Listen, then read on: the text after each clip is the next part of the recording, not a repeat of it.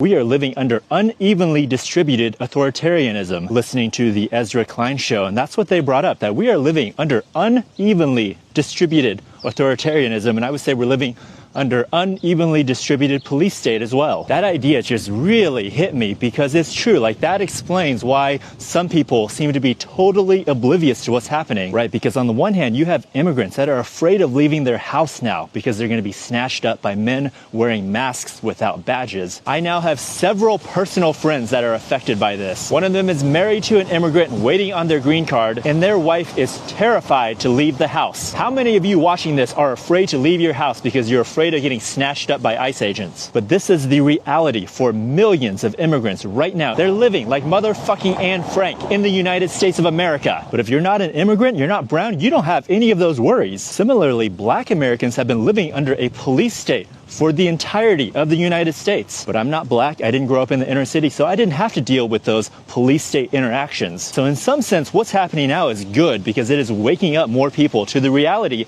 that some have been living under their entire lives. I keep saying it, but I really do feel shame that I ignored the plight of so many other minorities in this country because it didn't affect me until now. But this unevenly distributed police state is about to become a whole lot more evenly distributed, because if you are not a white Christian MAGA follower, they consider you the enemy. I'm going to keep telling you the same thing. You got to get organized. You got to exercise your Second Amendment rights. I've got several guides on my Substack now on how to prepare. Just the links are all in my profile.